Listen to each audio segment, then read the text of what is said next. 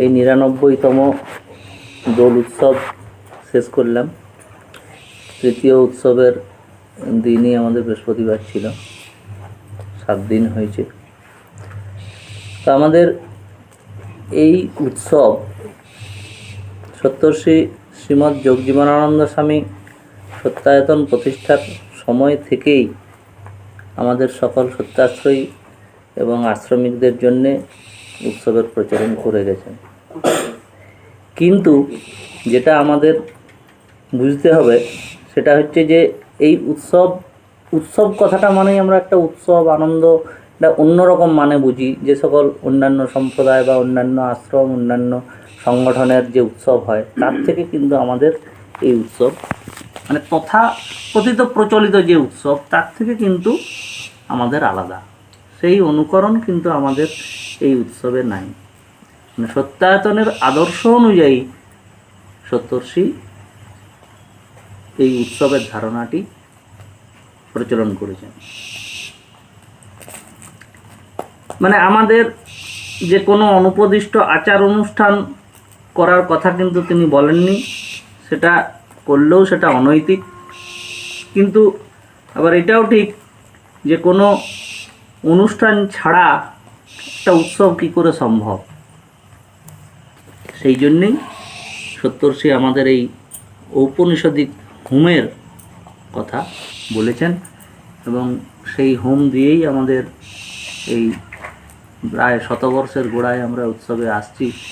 আগামী 2027-এ 100 বছর একটি সংগঠনের উৎসব মুখের কথা নয়, একটা মানুষের পুরো জীবন। আমারই প্রায় 50 বছর বয়স এবং সম্ভবত 50টি উৎসব, প্রায় একটা দুটো হয়তো জ্ঞানের বাইরে থাকলে আমি সব উৎসবেই ছিলাম এবং আছি। তো আমাদের এই যে ঔপনিষদিক হোম, এই হোমের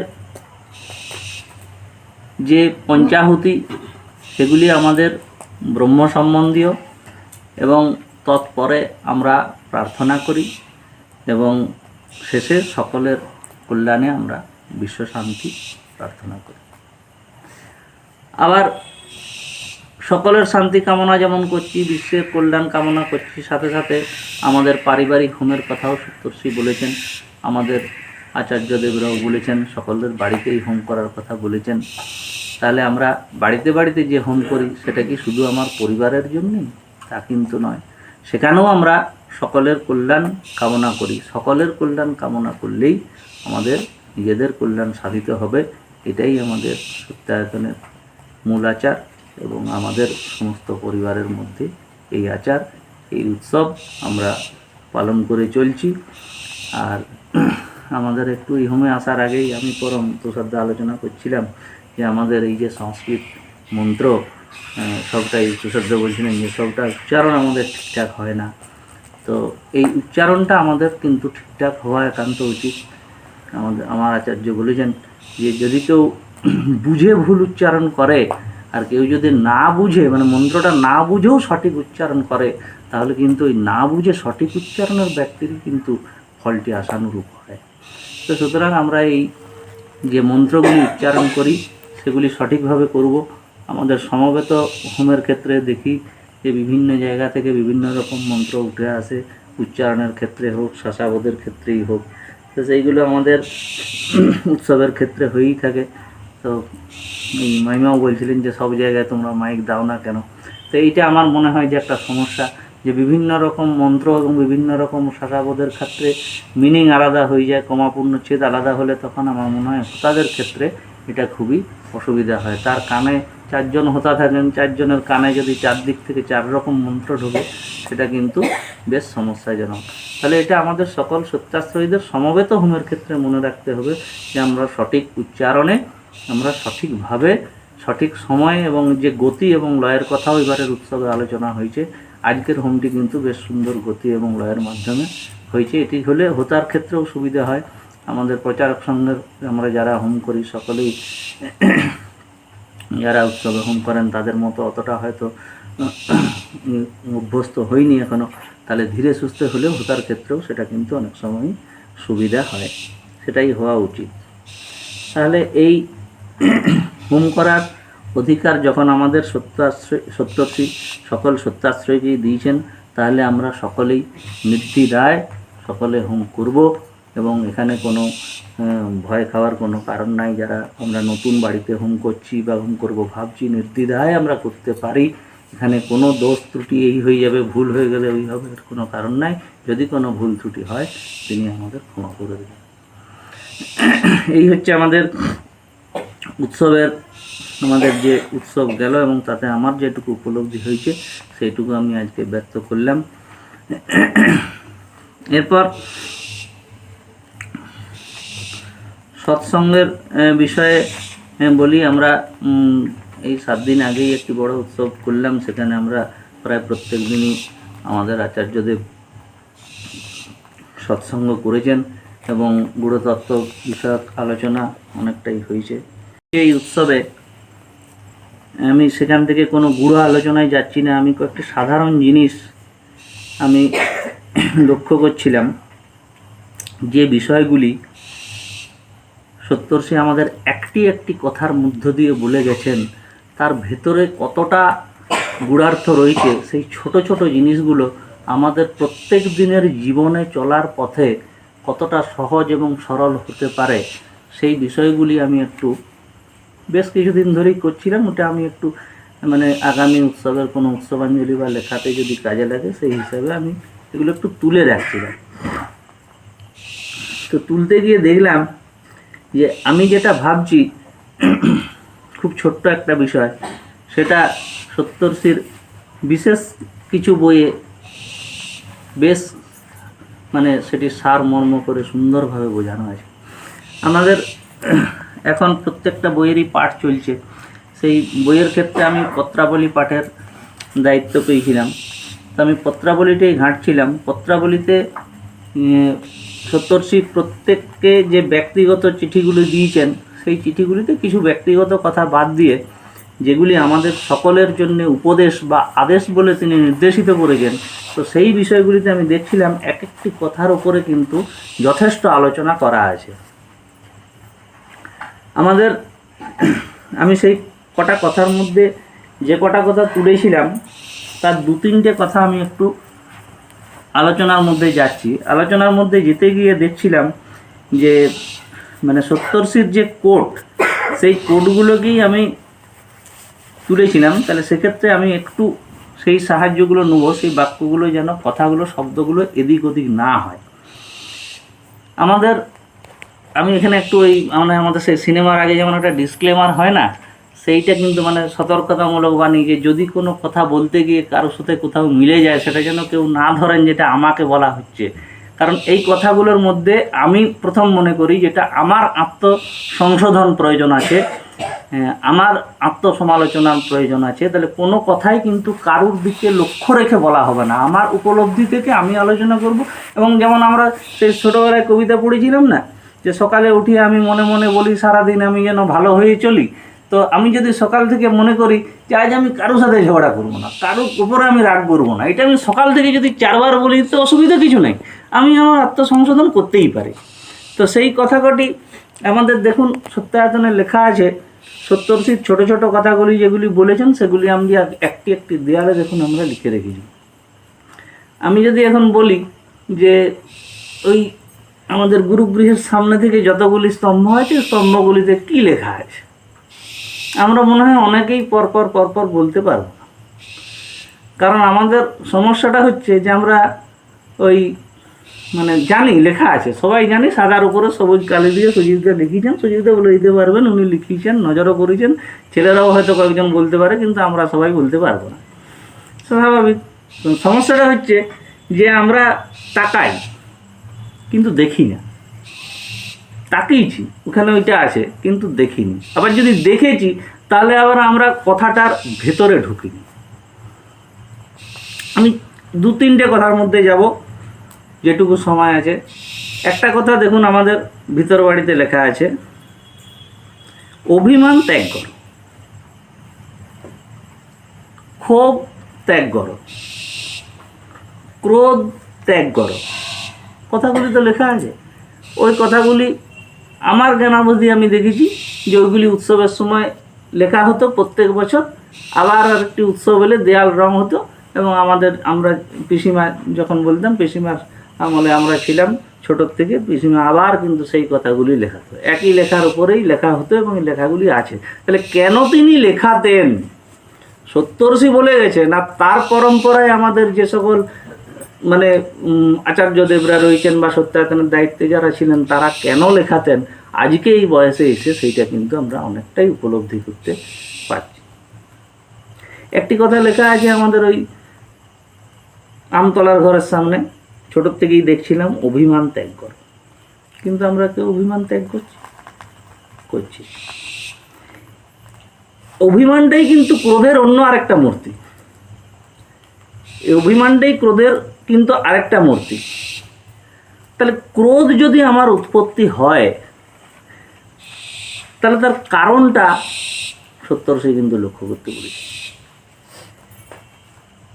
তিনি বলছেন যদি তুমি কারণটা লক্ষ্য করো, তাহলেই দেখবে যে সামান্য বিষয়টাকে কেন্দ্র করে আমার মধ্যে ক্রোধের উদ্রেক হচ্ছে, সেটা কিন্তু সহজেই উপেক্ষা করা যায়। এবং এটা যদি আমি দিন কয়েক করি, তাহলে কিন্তু আস্তে আস্তে সেটা অবশ্যই কমবে। আর আমরা সকলেই জানি ক্রোধ কিন্তু আমাদের শরীরের পক্ষেও কিন্তু খুব বিপজ্জনক, মানে শরীর খারাপের প্রধান শত্রু হিসেবে বলা যেতে পারে। আর শরীরটা যদি শরীর সুস্থ রাখাটা নির্ভর করে সর্বাংশে আমাদের মনের উপর। তাহলে মনটা যদি আমার সুস্থ থাকে, তাহলেই শরীর সুস্থ থাকবে। দেখবেন শরীর সুস্থ না থাকলে মন ভালো থাকছে না। তাহলে সুস্থ আমাকে থাকতেই হবে, কোট আনকোট এই কথাটাই সত্তর্ষি কিন্তু পত্রাবলীতে লিখেছেন, সুস্থ আমাকে থাকতেই হবে, একদম ইনভাইটেড কমার মধ্যে। তাহলে আমার কিন্তু স্বাস্থ্যের উন্নতি অবশ্যম্ভাবী, হতেই হবে, না হয়ে যায় না। আর তিনি আবারও বলছেন, যদি ক্রোধ হতেই পারে, ক্রোধ একটা রিপু, রাগ আমাদের প্রতিনিয়ত হচ্ছে, প্রতিদিন হচ্ছে, প্রতি সময় হচ্ছে, ছেলের প্রতি হচ্ছে, মায়ের প্রতি হচ্ছে, মায়ের বাবার প্রতি হচ্ছে, সকলের প্রতি সকলের একটা ক্রোধ। আমার মতের অন্য মত হয়ে গেলেই একটা ক্রোধ সবসময় হয়ে যায়। তো অতিরিক্ত ক্রোধ যদি জন্মে, যদি হিতাহিত জ্ঞান লোপ পায়, যদি বিচার শক্তি লোপ পায়, সত্তর্ষি কিন্তু একটি সুন্দর প্রায়শ্চিত্ত দিয়েছেন যে যদি তুমি এটি করো, তাহলে 100 বার শতনাম করি। পত্রাবলী থেকেই আমি কোট করে বলছি, এটা আমার কথা নয়, সম্পূর্ণ এই লাইনটাই তিনি বলেছেন যে প্রায়শ্চিত্ত হিসেবে 100 বার শতনাম করো, তাহলে আর পরের বার করবে না যে বাবারে আমাকে 100 বার শতনাম করতে হবে, তার চেয়ে বাবা রাগ থেকে বিরত থাকাই ভালো, আমার যেটুকু মনে হয়। তাহলে এই যে অভিমান ত্যাগ করো কথাটি কেন লেখা আছে, ওই যে একটি ছোট্ট কথা, তার কতটি গূঢ়ার্থ, এগুলো আমরা প্রত্যেকে নিজেরা যদি উপলব্ধি করে নিতে পারি, তাহলে আমার মনে হয় যে আমরা সকলে ভালো থাকবো, সত্যাশ্রয়ীরা সকলে ভালো থাকবে, সকলের পরিবার দেখবেন অনেক অনেক সুখ শান্তি বিরাজ করবে। এখন এই যে ক্রোধের উৎপত্তি হলো, ক্রোধ হবেই, ক্রোধ একটা রিপু। মানুষের বয়স হলে মানুষের প্রেশার বাড়ে, মানুষের রক্তচাপ বাড়ে, মানুষের পরে মনে হয় যে না, আমার এই রাগটা না করলেও হতো। তাহলে এর উপায়, এই ক্রোধ থেকে বেরোনোর উপায় তো বলছেন, প্রায়শ্চিত্তও দিয়ে দিলেন। পত্রাবলীতে একটা চিঠির উত্তরে সত্তর্ষি বলছেন যে অপরের দোষের দিকে দৃষ্টি না দিয়ে তার সত্য এবং সুন্দর অংশটাকে গ্রহণ করো। আমি তো সব কিছুর প্রতিকার করতে পারি না, তাহলে কোনো বিষয় যদি আমি প্রতিকার করতে না পারি, সেটা আমার কাছে বিরক্তিকর হচ্ছে, আমি প্রতিকারও করতে পারছি না, আমার বিরক্তিও লাগছে, তাহলে আমার উপায়টা কি? তাহলে আমি উত্তপ্ত না হয়ে আমি সেখান থেকে নিরপেক্ষ রইলাম, এটার নামই উপেক্ষা। এই উপেক্ষাটা আমাকে করতে হবে, এটাই সত্তর্ষি বলছেন যে উপেক্ষা করো। আমার যেটা মনে হয়, আমার যেটা মৌলিক ধারণা বা চেতনা, যে আমার মনে হয় যে কখনো কখনো নীরবতা কিন্তু অনেক বড় উত্তর হয়। কোনো কোনো ক্ষেত্রে আমি দেখেছি যারা ঠান্ডা মাথার মানুষ, তারা কিন্তু নীরব হয়ে যায়। এই নীরবতাটা কিন্তু একটা সবচেয়ে বড় প্রশ্নের উত্তর হয়। এবং কখনো কখনো যদি আমরা প্রাত্যহিক জীবনে পড়ি, তো প্রত্যেকেই পড়ি, জটিল একটা আবর্ত চক্রে পড়ে গেলাম, প্রতিকারও করতে পারছি না, উপেক্ষাও করতে পারছি না, তাহলে উপায়টা কী, বেরোনোর রাস্তাটা কী? আমার মনে হয় সেখানে একটু নীরবতা, একটু সময় নেওয়া কিন্তু একটা আমাদের প্রত্যেকের ক্ষেত্রে ব্রহ্মাস্ত্র হতে পারে। করে দেখতে পারি আমরা চেষ্টা করে। তাহলে উপেক্ষা, অভিমান ক্রোধ ত্যাগ করতে যদি উপেক্ষা করতে হয়, আমি পরপর দেখছিলাম যে কথাগুলো, তারপরের কথাই আসে কিন্তু ধৈর্য ধরো। ছোট্ট দুটি কথা কিন্তু আমাদের আশ্রমের ভিতর বাড়ির দেয়ালে লেখা আছে, ধৈর্য ধরো। 50 বছর ধরে আমি দেখছি। তো 50 বছরের মধ্যে যদি 5 বছরও ধৈর্য ধরতে পারি, আমার মনে হয় আমার জীবনে আরও 5টা বছর কিন্তু অনেক সুন্দর এবং সচ্ছল হতে পারে। সপ্তর্ষি বলছেন যে ধৈর্য ছাড়া কিন্তু সত্যানুভূতি হয় না। কোনো জায়গায় যদি পুকুরে যদি আমি ঢিল মারি, জলটা যদি ঘোলা হয়, তাহলে কিন্তু তার মধ্যে স্বচ্ছ প্রতিবিম্ব আসে না, প্রতিফলিত হয় না। তাহলে চিত্তও যদি নির্মল না হয়, যদি নিস্তরঙ্গ না হয়, তাহলে কিন্তু সত্য জ্ঞান উদ্ভাসিত হবে না। এটা সত্যর্ষির কথা, আমি পুরোপুরি কোট করলাম। তিনি উপদেশ দিচ্ছেন যে ছোট ছোট বিষয়, আমরা ছোট ছোট বিষয়ে রাগ করি, ছোট ছোট বিষয়ে মান অপমান করি, কথায় কথায় আমার কোনো প্রেস্টিজ নেই, ওর কোনো প্রেস্টিজ নেই, এই একটা কথা কিন্তু আমাদের মধ্যে সব সময় আসে। তো এই ছোট ছোট বিষয়কে মান অপমান যদি আমরা বড় করে দেখি, তাহলে ক্ষুদ্র যে মর্যাদা উঁচু করতে চাই, তাহলে কিন্তু আমাদের জয়যাত্রা কিন্তু অব্যাহত থাকবে না, আমাদের উন্নতি কিন্তু পরাহতই হবে। তাহলে উপায়টা কি? কিছু ক্ষেত্রে নীরবতা, কিছু ক্ষেত্রে নির্লিপ্ততা। এই অবস্থায় একদম আমি যদি নিজেকে ছাত্র মনে করে নিই, যা করছো করো বাবা, ঠিক আছে বাবা, আমি এটিই করব, আমি আমার একদম ছাত্রসম কর্তব্য করব, এবং সর্ব অবস্থায় আমি সহিষ্ণু হব। সহিষ্ণু হতে সত্যর্ষি আমাদের সব সময় উপদেশ দিয়েছেন। আমরা জীবন পথের আলোতে দেখছি যে ধৈর্য হারালেই ধর্ম নষ্ট হয়, আর সহিষ্ণুতাই হচ্ছে জীবন সংগ্রামের প্রধান অস্ত্র। পরপর দুটো লাইন আমাদের কিন্তু জীবন পথের আলোতে রয়েছে যে ধৈর্য যদি আমরা হারাই, তাহলেই আমাদের ধর্ম নষ্ট হবে, এবং এই সহিষ্ণুতাই হবে আমাদের জীবন সংগ্রামের প্রধান অস্ত্র। সহিষ্ণু যদি আমরা হই, তাহলে পরিণামে কিন্তু আমাদের জয়লাভ নিশ্চিত। আমরা মাঝে মাঝেই দুশ্চিন্তাগ্রস্ত হই, এই হবে, ওই হবে, তাই হবে, তাহলে আশ্রমের কী হবে। আমরা আমার আচার্য মনীশ চট্টোপাধ্যায়কেও বলতে শুনেছি, অত ভেবো না, তো মাঝে মাঝে বকুনি দিতে, অত ভেবো না, যা হবে তা হবে, বর্তমানের দিকে তাকে। পত্রাবলীতে আমি পড়ছিলাম একটা চিঠি, সত্যর্ষি প্রফুল্ল নলিনী বসুর প্রশ্নোত্তরে পরপর 4-5টা চিঠি এখানে রয়েছে, আপনারা দেখবেন। বলছেন একটা সম্ভবত পুরাতন আশ্রম সম্পর্কে পরিচিত একটা লেখা করব বলে করেছিলাম, এটা আমাদের যদি সকলের দেখুন একসাথে পেলে কাজে লাগবে। উনি বলছেন, লিখছেন, আমি আশ্রম করিনি, আমোদ কুমারীও করেনি, আশ্রমটা একটা ঘটনা মাত্র, উহার নিন্দা প্রশংসা সব কিছুই আকাশের মতো ফাঁকা। এরপরের লাইনটা শুনুন, যতদিন এই ঘটনা তরঙ্গে তুমি বুদবুদ রূপে তোমাকে ভাসমান রাখবে, ততদিনই তুমি ভেবে ভেবে দোল খেতে হবে। আমি বা অন্য কেউ কিছু তো করতে পারবে না, যতদিন চলবে চালাও, যখন চলবে না তখন চালাতেও হবে না। একদম কোট আনকোট বলছেন উনি। এই যে কথাটা এখানে লেখা আছে আমি সেটাই বললাম।